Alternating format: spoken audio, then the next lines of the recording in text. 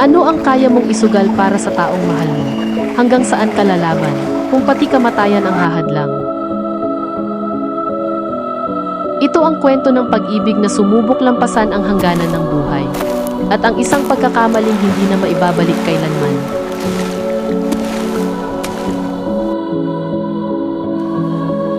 Si Orpheus, isang mortal na may pambihirang talento sa musika. Sa bawat himig ng kanyang lira, napapatahimik ang mundo. Ngunit sa likod nito ay pusong handang magsakripisyo para sa pag-ibig. Si Eurydice, isang nimfa, tagapagbantay ng kalikasan na may likas na kagandahan. Tahimik ang kanyang mundo, puno ng buhay at pag-asa, hanggang sa dumating ang pag-ibig na babago sa kanyang kapalaran. Sa isang payapang parang, nagtagpo ang landas ni Orpheus at Eurydice. Sa himig ng kanyang lira, napalingon ang nimpa, at doon nagsimula ang kanilang pag-ibig. Araw-araw silang nagkikita, pinapalakas ng musika at ng kanilang damdamin ang kanilang pagkakaibigan at pagtitiwala. Hindi naglaon, ang kanilang mga puso ay nagkaisa, at sa gitna ng kalikasan, sila ay nagpakasal.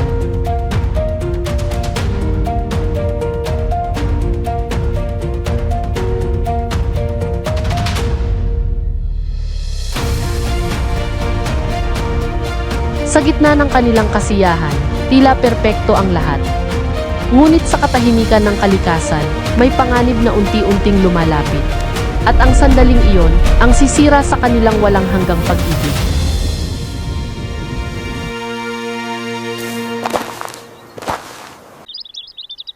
Matapos ang kanilang kasal, payapang naglakad si Eurydice sa gitna ng kalikasan, walang kamalay-malay sa panganib na papalapit.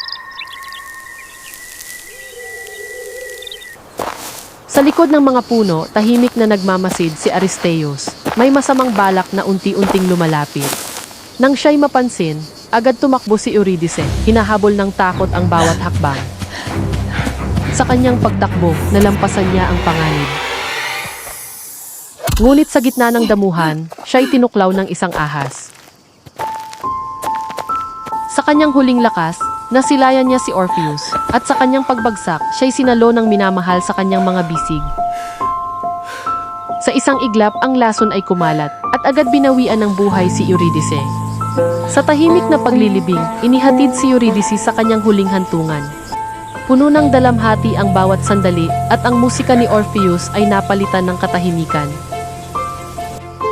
Nang mag-isa na lamang siya, lalo niyang naramdaman ang bigat ng pagkawala.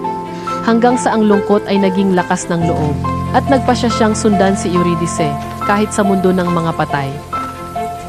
Hindi na kinaya ni Orpheus ang mundo na wala si Eurydice. Tinahak niya ang landas patungo sa dilim, sa hangganan ng buhay at kamatayan. Sa kanyang mga hakbang, iniwan niya ang mundo ng mga buhay, upang sundan ang minamahal sa kailaliman ng ilalim ng lupa.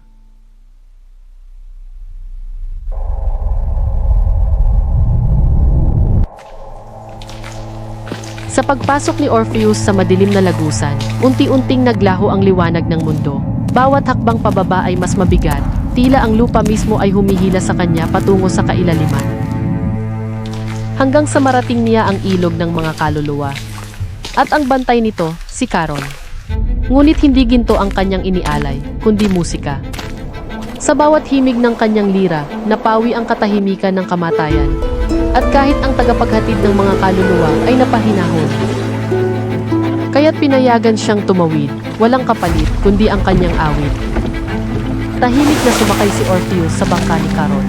Habang sila'y dahan-dahang umaabante, ang ilog ay tila walang hanggan, malalim, malamig at walang buhay. Sa paligid, ang mga kaluluwa'y tahimik na nakatanaw, walang emosyon, walang tinig. Sa kabilang pampang, mas lalo pang lumalim ang dilim. Doon, naghihintay ang bantay ng daan, si Cerberus. Isang halimaw na walang sino mang makalalampas. Ngunit muling tumugtog si Orpheus, at sa himig na puno ng pag-ibig at dalamhati. Ang halimaw ay napapikit, napahinahon, at tuluyang nakatulog. Sa kanyang musika, nabuksan ang landas na walang sino man ang nakatawid. Isang landas patungo sa mga Diyos ng kamatayan.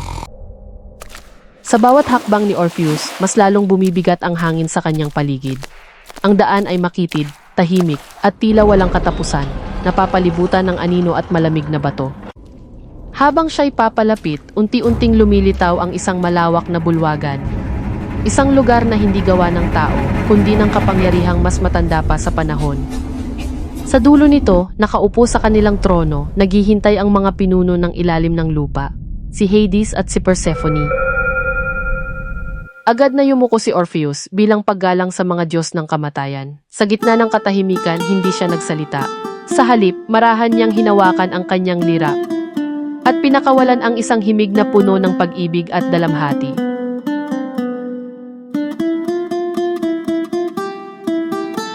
Sa bawat himig ng kanyang lira, nabalot ng damdamin ang buong ilalim ng lupa. Si Sisyphus ay tumigil sa kanyang walang hanggang parusa. Si Tantalus ay nakalimot sa kanyang uhaw. At maging ang mga Furies, mga diyosa ng paghihiganti, ay napaluha sa awit ng isang pusong nagmamahal. Sa sandaling iyon, ang mundo ng mga patay ay natutong makaramdam. Ang kanyang himig ay tumagos sa pusong bato, maging sina Hades at Persephone ay napayuko.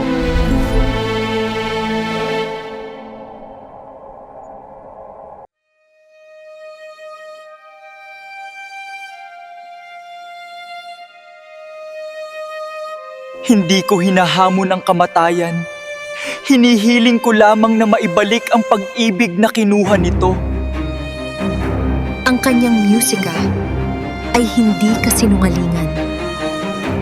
Sa pag-ibig na hindi kayang talunin ng dilim, si Eurydice ay ibinalik, ngunit may mahalagang bilin. Maibabalik siya, ngunit makinig ka. Habang kayo ay umaahon mula sa dilim, huwag kang lilingon, huwag kahit minsan. Sapagkat sa isang pagkakamali, siya'y mawawala at hindi na muling makikita. Pinahintulutan silang umalis, ngunit may kapalit. Sa likod ni Orpheus, tahimik na sumusunod si Eurydice. Hindi niya makita, hindi niya marinig. Sa bawat hakbang paakyat, bumibigat ang kanyang pagdududa. At ang katahimikan ay unti-unting nagiging tukso. Habang papalapit sa liwanag, lumalalim ang kanyang pagdududa. Walang yapak, walang tinig, tila siya'y nag-iisa. Sumusunod ba siya o ako'y nililinlang ng dilim? Sa bawat hakbang, ang kanyang puso ay bumibilis. Ang pag-asa at takot ay nagsasabay sa kanyang dibdib. Hanggang sa hangganan ng dilim at liwanag, sa isang sandali ng kahinaan, siya'y napalingon. Sa kanyang paglingon, nabasag ang tadhana.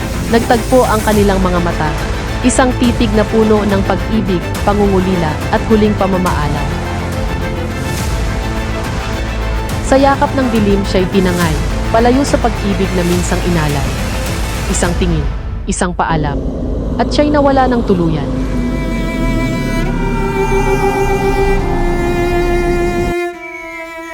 Ilang hakbang na lang ang agwat, ngunit sa isang lingon, ang lahat ay naglaho agad.